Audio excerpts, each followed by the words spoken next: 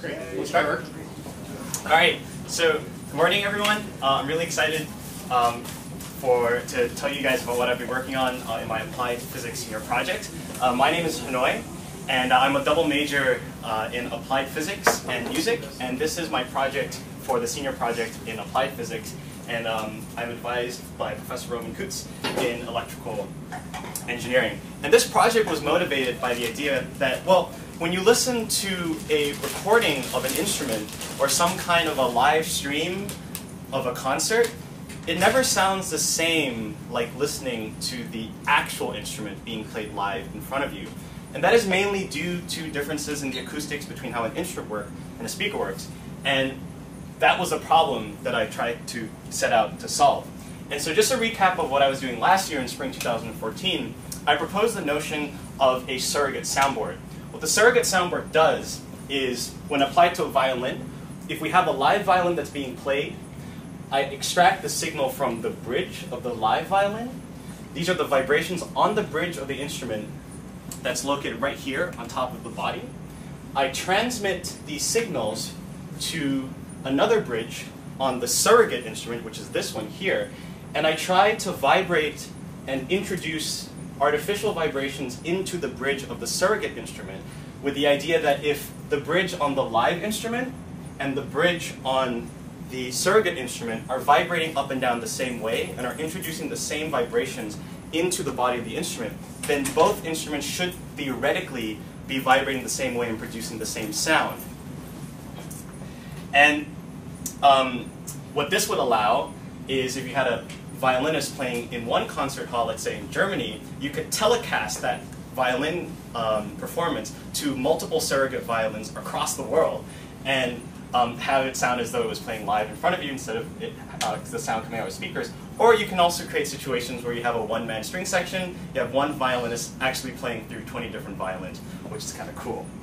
So just a little recap on how the violin produces its sound. So the top plate and the back plate of the violin, when it's subject to vibrations from the bridge, systems of nodes and antinodes will form, and these are the modes of vibrations that become very clear when you use a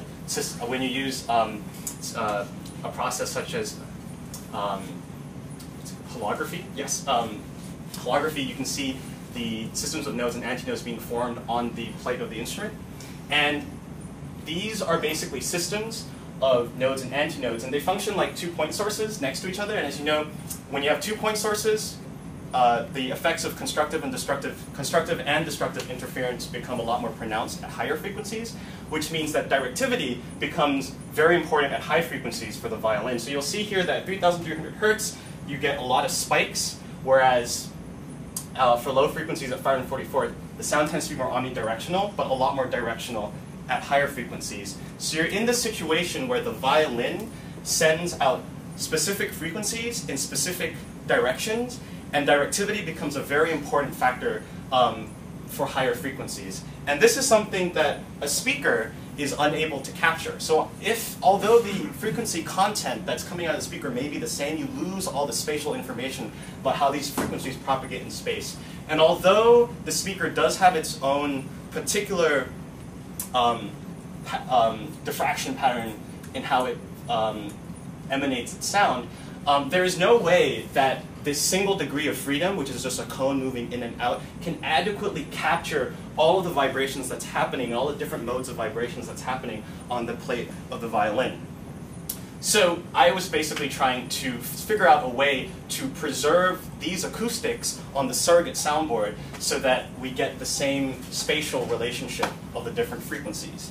And so last semester, I ended the presentation by showing that if I take the signal from the bridge of a live violin that's being played, this is what it looks like. So you can see that it's a little bit of like a sawtooth that's been filtered. And then when I take this signal and I apply it to my surrogate system, and then take the measurement at the bridge at the same location on my surrogate instrument, this is what the waveform looks like. And you can see that it's been transformed, which is something that is expected, because I have now passed that signal from the live violin into my surrogate system, And I've introduced new resonances through this metal bar that I've attached here. I have the frequency response of the actuator, this aluminum adapter that I've added here. And all these have a combined effect of further filtering the signal to make it look like this. And my goal is to try to make these two signals look exactly the same. So I proposed at the end of spring 2014 that I would find some kind of transfer function that would sit in between the real violin and the surrogate violin, and it would filter and sort of equalize and correct for the effects of my surrogate violin, such that when the signal is captured from the real violin, goes through my transfer function, and is reactuated on my surrogate system, if I were to look at the signals at 2 points at identical locations on the real violin and the surrogate violin, the two signals should be the same. And in this semester, I've been focusing on doing that. And I've been implementing what's called an inverse filter, and we use two approaches, the linear phase and the minimum phase filter, which I'll explain as the presentation progresses. So, this is where I was at in spring 2014. So I'll just give you a quick overview of some of the results, and then go into how exactly those came about. So this is the same signals that I just showed you. So this was a signal from the live violin being played. This is the signal at the same location on the bridge, but on my surrogate instrument. And you can see that the two waves look different. In spring 2015, if we apply a linear phase filter onto, as our transfer function there, you'll see that the wave has been transformed. And it's actually pretty exciting because we've sort of kind of recovered some of the features of the signal from the original violins. For example, here, their sawtooth kind of ramps up like this, whereas this one kind of ramps down. Here we kind of have these two little knobs up there, and then sort of a straight portion up here. For the minimum phase filter, we get a different waveform, but also looks very exciting and very promising. You see that we've sort of recovered some of the features of the old of the original signal from the live bridge, and that we've been able to transform the surrogate bridge using these two filters in a way that tries to look a lot more like the signal, the vibrations are happening on the live bridge.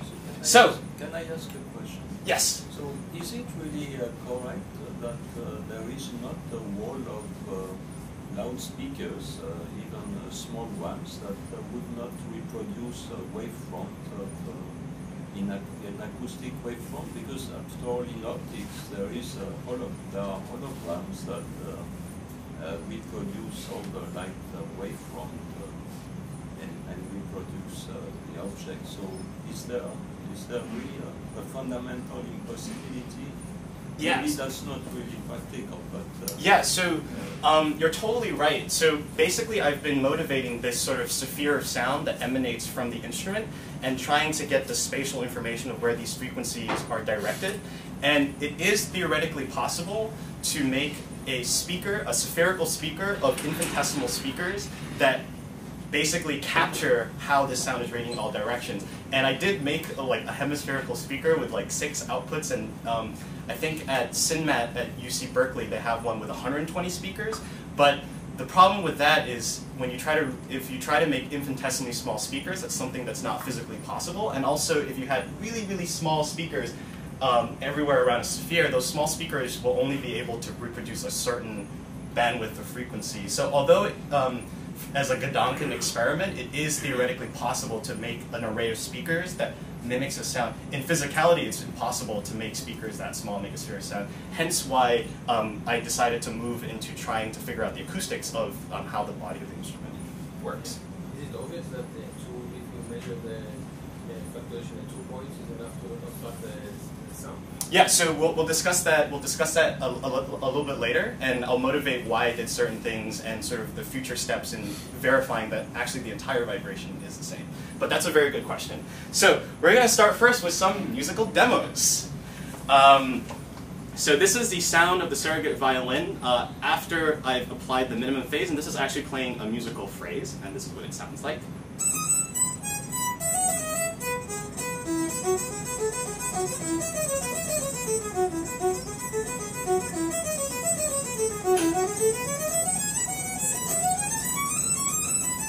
And this is with are we hearing that through your computer? Oh, sorry. Yeah, we're not. That violin. That actually that sound is coming out of the violin. Oh, okay. Yeah. Sorry, it's not coming out of my.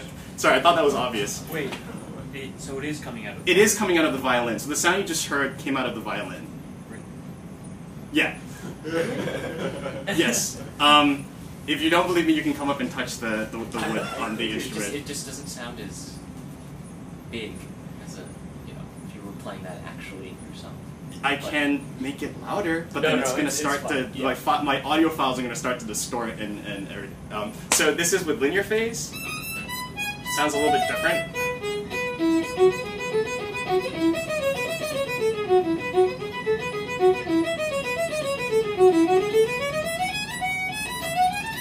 And then this is where I was at the end of last semester. To give you an appreciation of what I'm, if I just play this like this, then you get that. And then if I sort of stick this back in, actually, now we have a bit of a problem. Most of us take your word for it. Oh, okay, sure. All right. Why do I choose signals from the bridge? So in this case, I just want to just kind of recap how the violin produces its sound. So the violin can be thought of as a system with 4 stages. You have the input waveform of a sawtooth that's generated by the vibrating string, which in this case is a bowed string. This sawtooth wave with a lot of high harmonics goes through the bridge, which has its own filter, which has its own frequency response, and thus acts like a filter, and then goes through the body response, which acts like another filter, and then you get the output waveform. And in this case, I basically wanted to find a way to sort of hijack this signal path. And since the strings have been removed, I can't really do anything here. So the next logical step was to try to do things on the bridge, and to try to get the vibrations on the bridge correct, with the idea that if I get the vibrations on the bridge correctly, and if I'm vibrating and introducing the right signals into the body, then this whole signal path should sort of still behave as I expect. And yes, so some of you might be wondering why I'm not, for example, taking microphones and sort of placing microphones in different locations and doing that. So that is definitely another way of verifying that the vibrations on the surrogate instrument and the real violin are the same. The problem with that, though, is then you have to take into account the room acoustics, because that will affect the sound that you're getting off the microphone. And so every single time that I do this experiment, I would need to ensure that I have the 2 violins in identical rooms with microphones in the same placement. The point that I'm trying to motivate is that this whole signal analysis relies on the comparison of signals at the same point on 2 systems, whether it's microphone, whether it's a piezo like here or here, and that I chose to do it on the bridge because it's further up in the signal path, and also because you have commercially available pickups that are designed to attach to the rib of the instrument. So we just basically got one of those and started taking measurements from that, which you can see is sits at the root of the bridge there. And there are many points that you can feed off the signal from the bridge. These are transducers, for example, that take the signal directly at the contact between the strings and the bridge. You also have ones that can sit below the bridge feet, and you can make piezo sensors that sort of sit in between there. Or you can take the signal off the ribs. At that time, we were just working with signals off the ribs because that was the sensor that I acquired. But it turns out that in a paper that was literally just published this month in April 2015, Bissinger did some experiments with the violin bridge, and they also they motivated that the reason that the pickup should attach to the rib of the bridge as opposed to other parts is that it avoids crosstalk between the strings, such as in this pickup. It's still favorably close to the strings, and the most important part is signals can be equalized. And this was very exciting to read this because when I was doing it, it was just more like, oh, we have this pickup, let's use it. But this gives some motivation as to why we should take the signals from it. But I'm surprised that in this list there's not a very important item, which is actually the physics of the violin. So the way the violin works is that the vibration of the string are transmitted to the bridge and then to the clay. So in fact, it's very natural to collect the vibration at the bridge, because this is where the physics of this is where the physics of the violin is most important. Yeah. So in the last talk, that was when I covered the entire physics of how the violin produces its sound, moving from the string to the bridge to the plate. I summarized that very quickly at the start, but this presentation is sort of more focused on what came after. But yes, I'm very wary that the bridge is a very important part. But I was just trying to motivate that even on the bridge itself, there are different places that you can, not only in the signal path of string, bridge, and body, but in the bridge itself, there are different places that you can also extract the signal. And this is just motivating the different ways that you can tap off the signals there.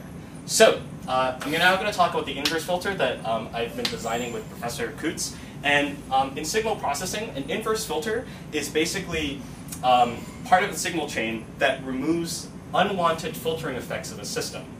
And there are different ways to do this. There's a linear phase filter and a minimum phase filter, which I will explain. So basically what the filter does, just a quick explanation, if my surrogate violin system takes in a frequency of 500 hertz and multiplies the amplitude because of its resonances by 2, then my job in MATLAB and signal processing is to find the inverse of that and actually half that signal so that the amplitude returns to what it was originally. And this is what the inverse filter does. And if, let's say, at 2000 hertz, my violin system actually attenuates the signal by 1/3, then it's my job to boost the signals back up. And to get working with amplitudes is rather easy. This is what the linear phase filter does. It ignores phase effects. And what that means is, when I take the inverse filter and I take the inverse of H, this is now an entirely new function with its own phase response. And I have no information on that phase.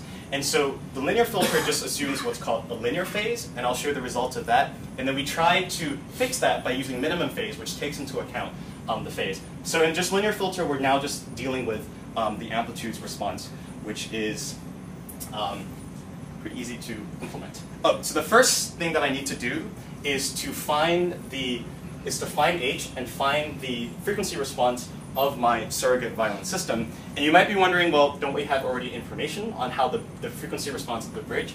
In fact, we do. And there's been a lot of papers looking at the frequency response of each of the different parts of the violin. In this case, Janssen showed that this is the frequency response of the bridge. And there have been more recent experiments that have tried to find mathematical models that describe the frequency response of the bridge. So this is Woodhouse's model, where you have this sort of like a bridge here that's connected to 2 infinite plates, was one of his assumptions, applied with a oscillation here. And he came up with this equation that describes the admittance, which does a pretty good job at predicting these peaks. Then you have these French researchers, Biz and Yu, who propose a different model to explain the frequency response, in this case using a model with 2 springs on either side. They came up with a different admittance equation there. But this is just for the bridge on its own. I need to know the frequency response of my entire system, including both the bridge and the actuator and all the resonance systems that I've introduced. So to do that, what I first did was apply a chirp of 100 to 10,000 hertz, which basically just ramps up in 1 second, and applied this to the top there. And then I pick up the signal using a piezo pickup here to measure the frequency response of this entire system here. And this is what I get. So qualitatively, I can see that low frequency, so starting from 100 hertz here to 10,000 hertz here, low frequencies don't pass. This is just my noise.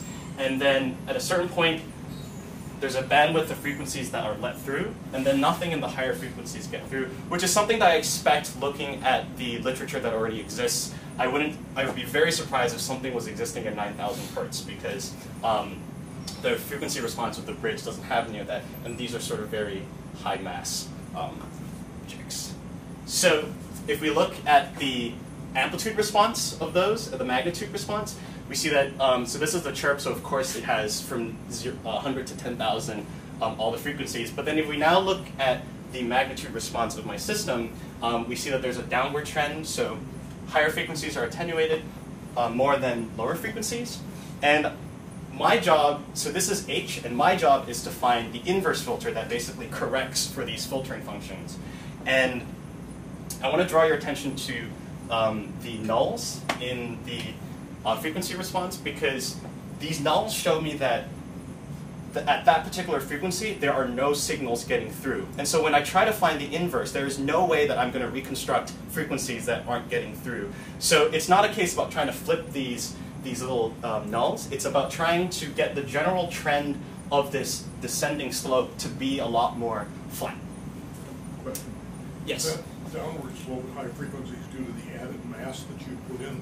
Yes, yes. Is there any way to minimize that mass? So you would like decrease the size of the so I made a little adapter that connects from here to the bridge. You could decrease the size of the adapter, but the reason that I used aluminum in this case was to make sure that it was not getting, that the adapter itself was not getting compressed by any vibrations between the two. But yes, it would have to be optimized. The design here can be optimized to be even lighter. So the first thing that I do is, so this is the inverted power spectrum. So we now see that, looking on this side, that what was a downward trend has now become an upward trend. And I apply what's called regularization, where if I take, inverse filters are very noise dominated, so if I take 1 over like 0.1, it's going to be like this massive number. So what I do is, because I know that the system won't be doing anything, let's say, above 6,000 hertz, I can assume that very, very high frequencies I can just snap to 0, and I just focus my attention on the bandwidth that I'm interested in. It would help to let the people listen to the FFT signal. Okay, sorry. This is the fast Fourier transform of the, so this is the time domain representation. This is the fast Fourier transform of that, and this shows the frequency and the magnitude response. And then this is inverted. And then now I've extracted what's called a unit sample response, and this is in the time domain. And the unit sample response, so linear phase.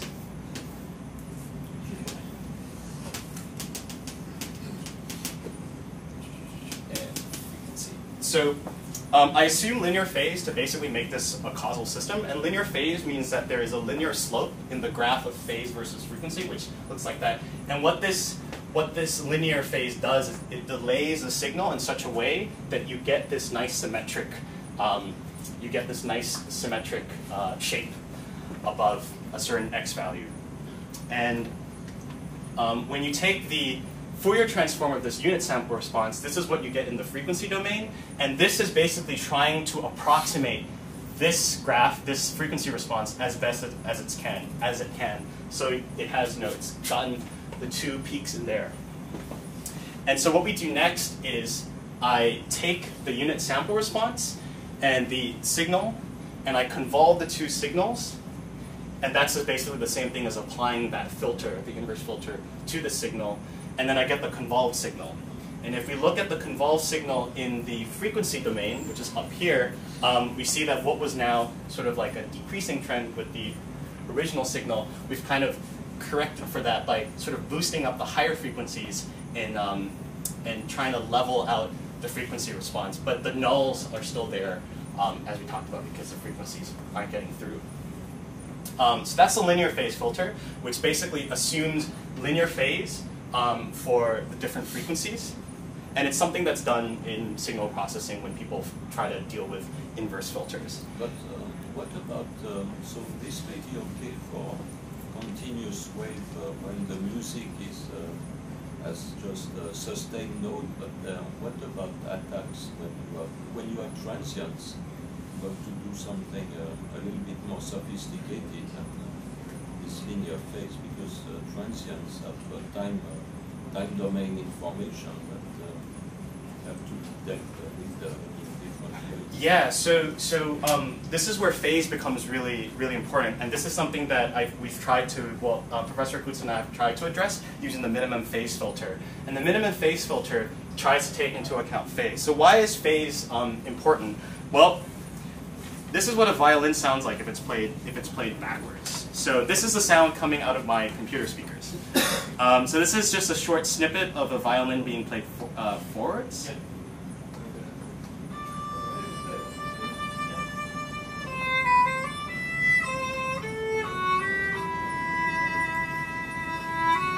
And this is the same passage but played backwards.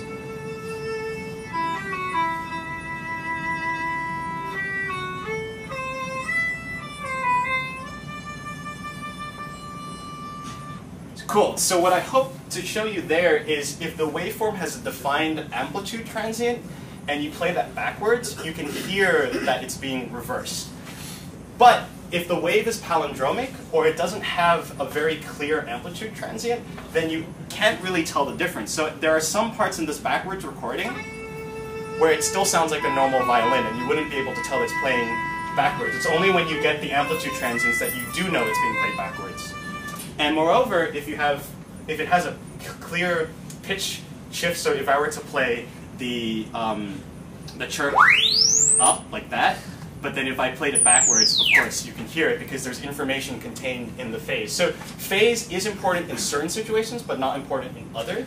And oh, just a fun fact: human ears cannot perceive phase changes faster than 50 milliseconds. So we tried.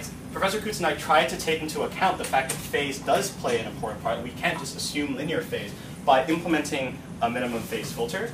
And Professor Kutz showed back in the day in 1984. So you and I were Let's not go young. into how long you've been here. Back in the day in 1984. That actually, in certain conditions, in the minimum phase, for the minimum phase filter, the amplitude response and the phase response are actually related. So you can see here that the phase of H is related to the, the phase of H is related to the amplitude of H by this equation. And the difference between a linear phase and a minimum phase in technical terms, so in the z-plane, this is a unit circle, and in a linear phase, all the zeros are complex conjugate reciprocals. So it might look something like that. So they're conjugate and they're also reciprocals. But in a minimum phase, basically what we do is we take all the zeros and we have them inside. We have the conjugates inside of the unit circle. And if it's inside the unit circle, then the solution becomes analytical. And this is basically the condition that you use to apply this minimum phase filter in this equation. And this comes from what's called the Kramers Cronic relation, which says that if you have a complex variable, in this case x1 and x2, the two numbers are actually, the real part and the imaginary part are related by these equations here. So you can reconstruct the real part using the imaginary, or reconstruct the imaginary using the real part, assuming that it's a causal system. And this is just basically an application of the Hilbert transform. So in the same way that you can do that with complex numbers, Professor Kutz kind of showed that you can apply the same thinking to phase and amplitude for a minimum phase system. So what I did was I took some really old Fortran code, which was very yucky and icky, and I was never seen that stuff before, and then updated it for 2015 in beautiful colored MATLAB. And then we ran the code, and we found that there was a big problem, because log 0 is a problem in my regularization. So I just remind you that there were some parts where I assumed that there would be no frequencies, let's say from 15,000 to 2,000, and I can just say that it's 0. But then if I stick 0 into here, I get infinity, which becomes a really big problem with the integral. And we were getting basically errors in MATLAB all day long. And the one time where I think I did something with the numbers and I got a result, it looked like this, which is also wrong because I have this really, really sharp null that's going down to minus 60 dB, which is like very, very sharp. And it tells me that there's something wrong with my integral. So I kind of went back and then said that, okay, well, if log 0 is a problem, then log 1 equals 0 is not a problem. Since the frequencies here we're not really interested in, and we're just interested in the bandwidth that's affecting the bridge in my particular system, we sort of hypothesized that maybe we can just change these values to an arbitrary value, and then sort of deal with that later after the integration. So these were just sort of ways to allow the interval to do its job. And so when we did that, yay, lo and behold, we do get a unit sample response. And this is the unit sample response in the time domain. This is what it looks like in the frequency domain, and the shape basically trying to boost up higher frequencies. What are the units in your frequency there? Frequency domain. This is, oops. This needs to be hertz up to the same as before. Sorry. Oh, I forgot to change this one. So this needs to go up to 40,000, like the ones in the past. So this goes up to 40,000. And then what we get is, if we now do the same, if we now convolve the two signals, this is the magnitude response using the minimum phase. This is compared with the original signal. So again, we've been able to equalize this downward trend into a more flat trend, although there are some interesting dips that happen here, which we didn't see with the linear phase filter. And I guess I'm still trying to sort of understand what's going on here, because if you change, for example, this is sampling the unit sample response and using a particular window on the unit sample response of 20 points. If I change it to a 15 point and I narrow my window just a tiny bit, then the frequency response changes. And this kind of brings in now a question of sort of optimization and how I get this sort of, it's never going to be like a purely analytical solution. And so now it's a case of trying to see what the optimum parameters are for this minimum phase filter to work. And yeah, so these are just a comparison. So this is the original downward trend, linear phase we've corrected, minimum phase also corrected, but with some interesting new features that have been introduced into the system. And then these were then convolved with the signals. So these were just using chirps, and then now I actually applied to signals obtained from the violin. This basically gives what I showed at the beginning of the presentation, where signal from the live bridge without filtering, it looks like this. Using the linear phase filter, this is the waveform that I recover. Using the minimum phase filter, this is the waveform that I'm able to produce. And we can look at these in very briefly in the frequency domain. So this is, the red shows the original signal at the live bridge, and then this one, the ones in black with the circles, show what I picked up on my surrogate system without any filtering.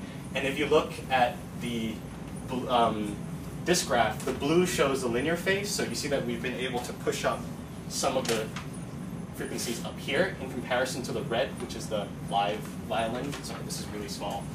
And then this is what it looks like with the minimum phase. Again, the red shows the original violin, and then this minimum phase shows what I picked up on my surrogate system using filtering. So before I move on to more demos, do people have questions? Then I've put together a little blind test for people to fill out to see which one actually sounds most like a violin. So we'll quickly do that. If you can pass these along, thank you. Yeah, oh, yeah. And then pens, colored pens. Okay, so what I'm going to do is I'm going to play sort of the different. How am I doing on time? Oh wow, I've gone over time a lot. Do people want to do the blind audio test? Why not? Okay. So this is the first musical sample, and I'm going to play 3 excerpts, A, B, and C, and then I want you to rank 1, 2, and 3, with 1 being the most like sounds most like the violin. Put that as 1, and then 3 means least like the violin. And I'm going to play these in a random order that you are not aware of. So this is the, oh wait, I have to.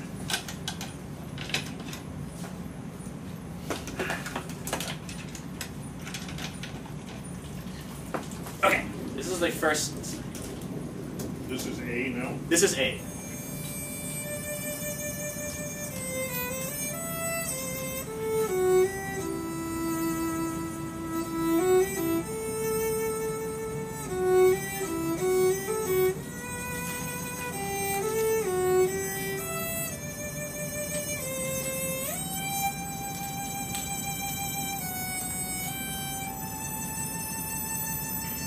that was A. This is B.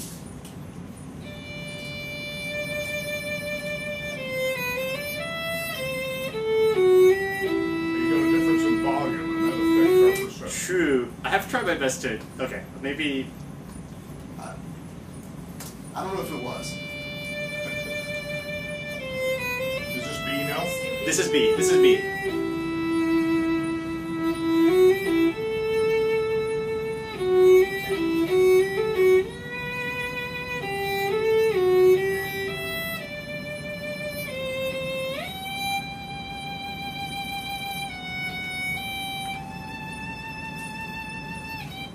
And this is C.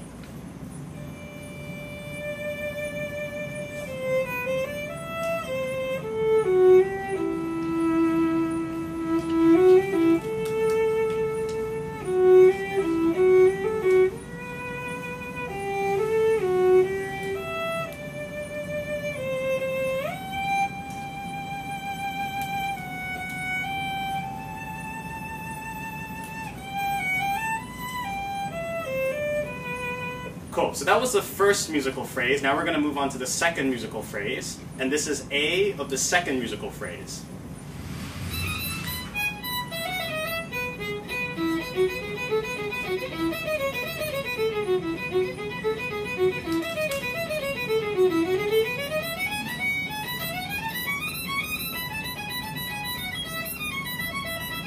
This is B of the second musical phrase.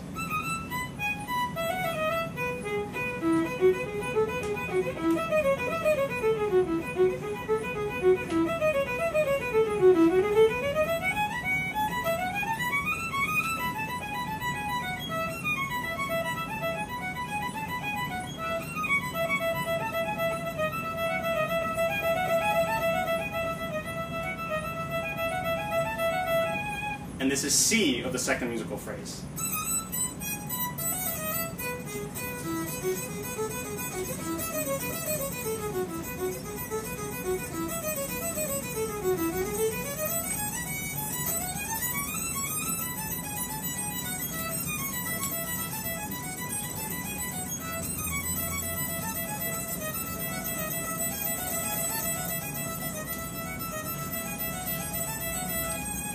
Cool. All right.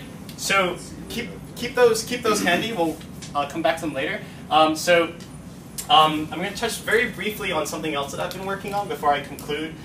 So I've also been interested in ways to redesign the active bridge. So here, for example, I'm actually subjecting the entire bridge to one single signal, but actually the bridge also has its own individual modes of vibrations. There's one where both move up at the same time. There's one where one feet moves, or one other feet moves, or both of them are kind of moving up and down like a dance. And I was trying to figure out ways that I could incorporate this into a new design where I actually actuate each side of the bridge independently, and I actually have a 3D printed model of this here, which you guys could pass around. One of the legs kind of broke off.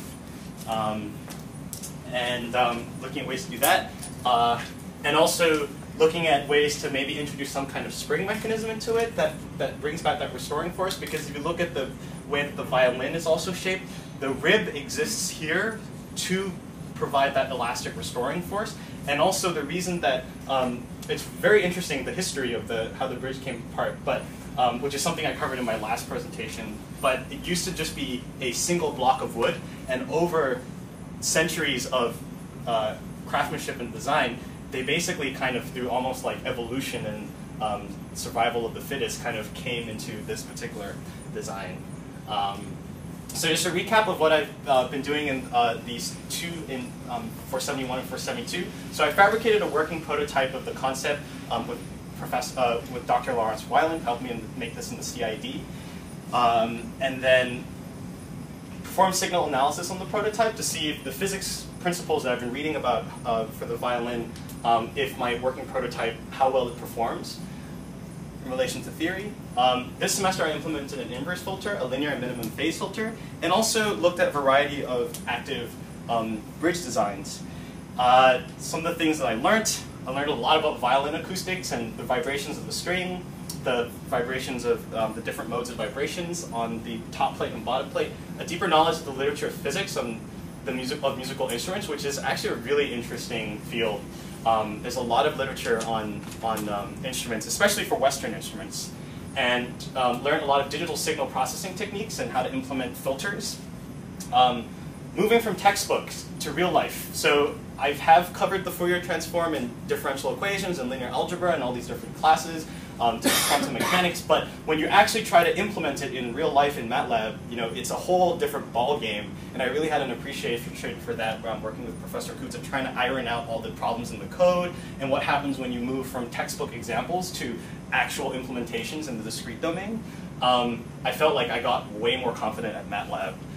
And I feel very comfortable with MATLAB now. And also a variety of fabrication techniques in the CID, using the machine shop, 3D modeling, 3D printing, sensor building for my project. So conclusion, so an inverse filter can be implemented on signals required at the bridge and used to equalize signals at the surrogate bridge. And the prototype suggests, with more study and optimization, that it might be possible to introduce artificial vibrations into a surrogate violin and get the surrogate violin vibrating the same way.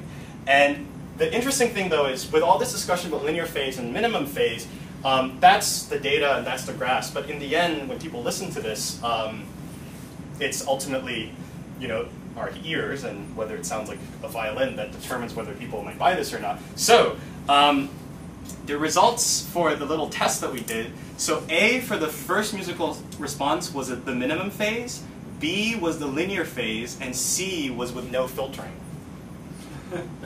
What did people get? So what did people have as most sounding like the violin? B. A. C. B. Okay, so we had C's. Interesting. So some people think it's C, some people think it's B, which I think it's positional. They all said B, we all said C. Ah. Awesome. Yeah. Well, it's not a controlled experiment, so this was. That's the point. That's why. And then for the second snippet, A was the linear phase, B was no filtering, and C was the minimum phase. So what did people put for the most like the violin? The linear phase. A. Cool. Interesting. So, as you can, although this was not the most controlled experiment, I think it kind of goes to show that even with all these technical talk about the linear phase and minimum phase and which graph looks better than the other, at the end of the day, it's about what we as human beings hear and perceive of the instrument and whether it sounds like a violin. So it brings into questions like psychoacoustics and further research that has to be done on when you actually give the final product to someone to listen to it, what they hear to be the violin. So future work, refine the inverse filters, look at ways of optimizing the minimum phase parameters, implement a real-time algorithm, and this will require much more efficient computation because MATLAB takes about 5 minutes to compute all my waves. Compare and verify signals at other locations. So this is where I would move to going into microphone placement in a room, or looking at piezos on the violin body and checking that the same modes are being set up on both instruments. Expand to other string family instruments, such as the cello or double bass. Refine the active bridge design that I've been passing around. Sell the idea to Yamaha and maybe make a lot of money, and then retire by the age of 30. And I'm also interested in how to apply these to Thai instruments. So I'm an international student from Thailand, and what I'm going to do next year is I've decided that I want to take a gap year to spend time back at home with family before coming back for graduate school. And I have a fellowship from Yale called the Chase Coggins Memorial Fund to actually take a lot of these skills and concepts that I've learned working on this project, but apply it to Thai traditional instruments. So this is the sala, and this is the sung, which is sort of a guitar-like instrument, and a cello fiddle-like instrument. And if you look at the bridge of the sung, for example, it's exactly the same physics. You've got the string, you've got the bridge, and you've got the vibrating top plate and the vibrating bottom plate. So I'm really excited to basically go home, be at home, spend time with family, but also take a lot of these skills that I've learned here and apply it to Thai traditional instruments, which in this case I've also studied and know how to play myself. So before I end the presentation, I'd like to say a big thank you to Professor Kutz for working with me and advising me on this project. I came to Professor Kutz as a sophomore after becoming really interested in the intersection of music and STEM. And I sort of sent him an email saying, like, I saw you do a lot of stuff on acoustics. Can I come talk to you one day? Professor Kutz said, sure, come along. And that was sort of the start of a very, very fun 2 years. And Professor Coutts has been a wonderful mentor, both in the academic perspective, but also in terms of like making life decisions, what to do like grad school, and like, oh, should I take a gap year?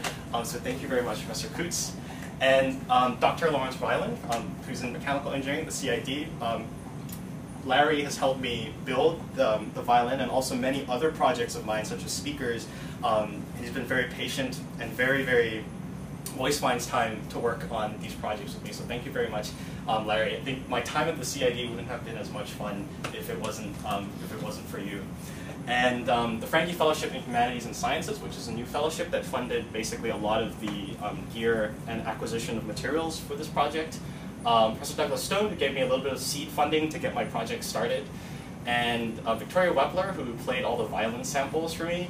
And also Nancy at Audubon Strings, who basically told me a lot about violins and actually donated this violin body to me for my project. Cool, so thank you very much. And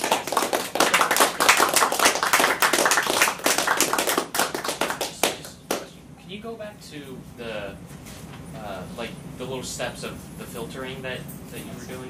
The 3 different waveforms? these yeah, ones. can you, sorry, back This more. one. Or, well, I mean, so my question was, I just wanted to really wrap my mind around how exactly you were like inverting the like, the filter thing. So can you? I think previously you had the when you showed like the first Fourier transform. Oh, okay, yes. Sorry to No, that's okay. get things all the way back here. This one. Yeah, That one? So can we go back just one more? Okay. So you know you play your chirp and you look at the magnitude response, and that's in the frequency domain. And so then in order to find the so tell me, or please clarify for me, how are you trying to find the function, the linear function that will make that as close to the flat line as possible? Yeah. So the first thing that so this is h, and then I need to take 1 over h. Yes. Another thing that I need to clarify is I've zoomed in here. It's from 0 to 10,000, which is sort of where my chirp was. When I do the Fourier transform, just because the audio format and like the sound card that I'm working with samples at 44,000 hertz, it means that when I do the Fourier transform, I'm going to have 44,000 points, and which is why this is like that little part is sort of was just limited to here. And then when you take 1 over that, you notice that, like, for example. Wait, but so here you have the magnitude response, and then here you're plotting inverted power spectrum. So magnitudes, magnitude.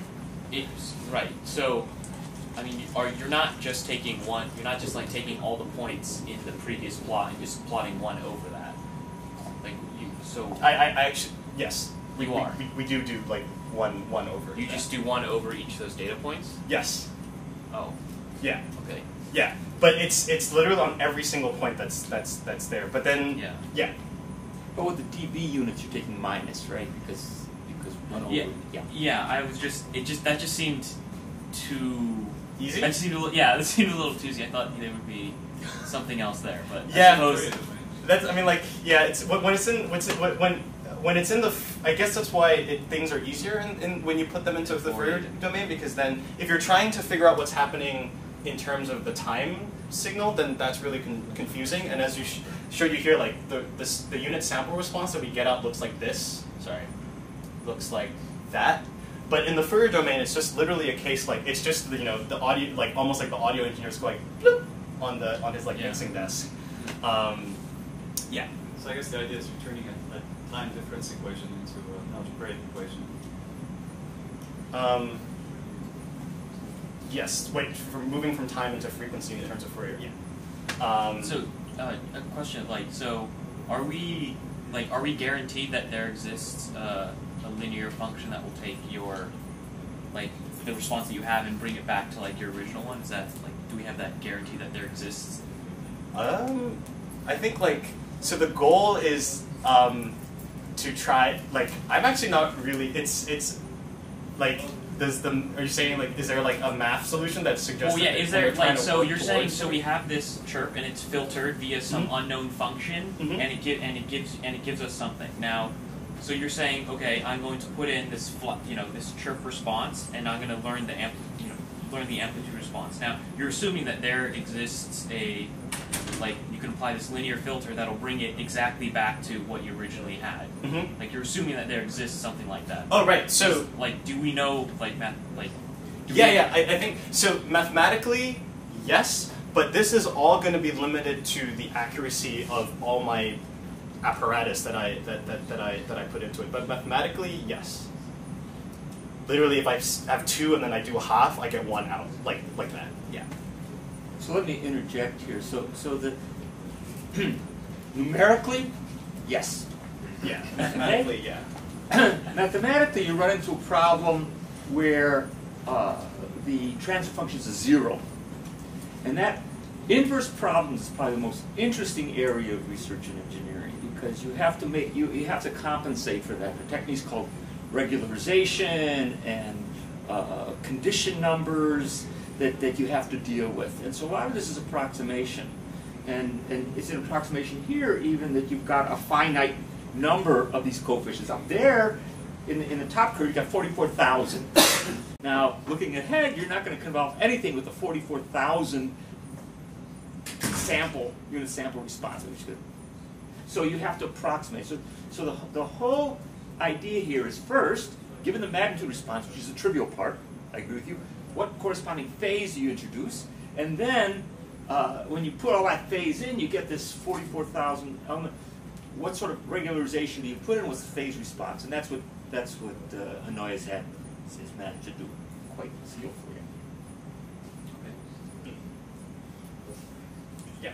So, I'm still trying to get my head wrapped around this, but if you were playing something on a real violin, Mm-hmm. let's imagine that the sort of force drive function at the top of the bridge was, Mm-hmm. say, a perfect sawtooth, Mm-hmm. just because of the way, let's say, it is. Now, the bridge itself has its filter function, and those 2 knolls that you see presumably are because the bridge combined with the body of the violin actually have a filter function that gives you those 2 knolls. Mm-hmm. So, in your procedure, your compensation for that would say, well, we gotta kind of boost those 2 frequencies because we want to achieve the same. We want to try to be able to achieve whatever we want down here at the bottom. When in fact, those 2 frequencies really are going to be, filtered away from any signal applied at the top of the bridge. So, don't you become? I'm just wondering, in terms of where you want to measure the actual response.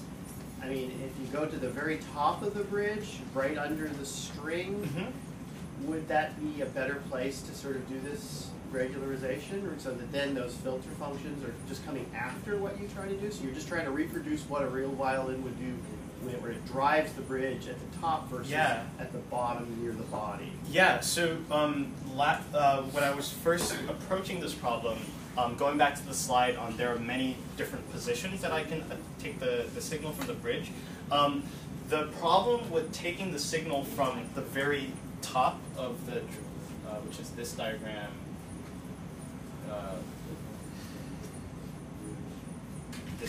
here, wait, I'll just show you the picture. Oh, maybe not. Okay, here we go. This one here. Is that if I start using the signals here, then it means when I actuate, let's say when I actuate on the bridge of the surrogate system, it implies that I would have to figure out a way of trying to get these infinitesimally small transducers mounted onto the surface and putting in the force that way, and that was something that I think is not really possible given our current state of technology. So I couldn't figure out a way of introducing these vibrations that correspond to the 4 transducer pickups that I get there. Is that what you're asking, or? It is, although I do think there probably would be a way to both pick up the vibration locally and drive it locally. We can talk about this. Oh, cool. Yeah. Strategies, mechanical strategies for doing that. Okay. But driving, ideally I would drive it like this, like in an ideal scenario, pick up what's happening there, and then have these magical point transducers that I just stick on and then they introduce the same force. But I guess just in like the constraints of the project and. Oh yeah, no. I'm not saying that's what. you should Sorry, yeah. I'm just thinking sort no. of forward to other steps that you. That's can what do. Yamaha would do. That's what, yes. So that's what Yamaha. But yes, if I could find a way of actually introducing these magical point vibrations here and actually do that, that would be the best way of doing it. Energize the strings. Yeah, in other What's the words, strings? yeah, make like hey, you can have some either real strings or rigid, rigid points, just rods that are much more rigid than your actual strings and actuate the rods. That's in a way interesting. that, So Like, hasn't... But I mean, as you play, like you're changing the construction of the string when you change. Yeah, but you could introduce some sort of mechanical thing that moves up and down the strings and, Well, then you just have a robot causes the playing the vibration violin. yourself. No. We're not talking about running a bow across the string. What we're talking about is picking up. I mean, so you could literally, if you could pick up the string vibration right where it contacts the bridge, and you know the tension of the string, you basically have the force function through the slope of the string on the bridge. Yeah. And then can you just reproduce that force function through a very stiff pin? Yes, I see. So it would, the design would look basically like I would have a machine here with pins that come out like that sit onto the bridge, and then literally just kind of do that. Yes, that would be a much more, that would actually be a really cool design. So hopefully Yamaha takes this up or something like that, and then I can say like, can you guys build this? We could bring them back next year. You're here for another week, aren't you? I am. I'm here until graduation. So, you're assuming you're going to graduate. Assuming I'm going to graduate. Do you know if any other people have attempted this problem before? So that's an interesting question. So there've been there's some speaker violins that you can buy, where they're like uses like a little violin to amplify the sound. The problem with that though is what they do is they actually take this actuator and they don't really care about the bridge and they just stick it onto this like that and then just use this as basically like a panel for vibration, which is just, I think it's more of a marketing gimmick than an actual physics thing.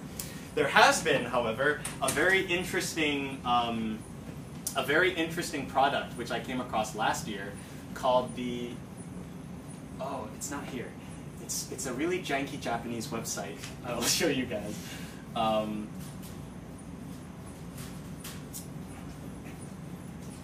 It's called like Forever R&D Violin. Oh wait, where is it? Here we go, Forever Music. So it's like this website, and then they have this violin thing here that suggests that what they're doing is they have this thing that kind of sits on top of the bridge and introduces vibrations into the bridge. I don't know how they do this, and there's like I couldn't find anything like that explains this or some kind of paper publication on it. All I have is like this website here.